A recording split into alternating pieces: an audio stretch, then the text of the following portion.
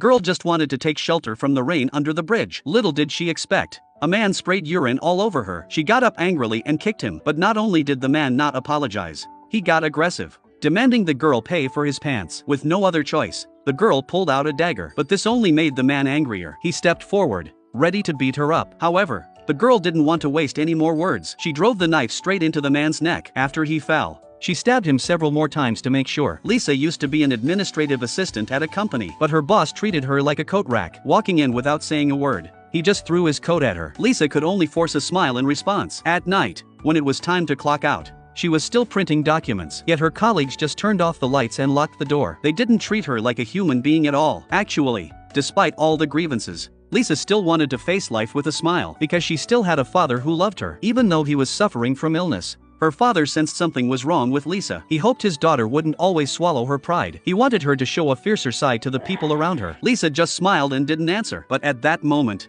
her father choked on a piece of bread. Lisa rushed out to call for a doctor. However, the nurse on duty was arguing with a patient's family, completely ignoring his existence. By the time Lisa got back to the ward, her father's heart had already stopped beating. She watched the scene helplessly, remembering her father's dying advice. She should be fierce, make those who ignored her pay the price. But that emotion was overshadowed by grief at the moment. She hated this version of herself, but she didn't have the courage to change. An ambulance sped over, once again ignoring Lisa's presence. She hid in her father's truck and cried for a long time. Lisa decided to make some changes. She stood in front of the mirror, trying to roar like her father. Although it wasn't fierce enough, it was still a first step. Next, she decided to change her job. She recommended herself to her boss to become a reporter, but the boss still only treated her like a coat rack. But it didn't matter. For the first time, Lisa walked into the boss's office on her own initiative. She handed over her resume and stated her purpose, but the boss's attitude was quite dismissive, saying the reporter position was already filled. Maybe when there was an opening, Lisa could give it a try. She returned to her seat in frustration, knowing deep down she had been overlooked again. She could only imagine the envelope on her desk was her boss, stabbing it over and over again as if it were his carotid artery. But just as she was stabbing with gusto,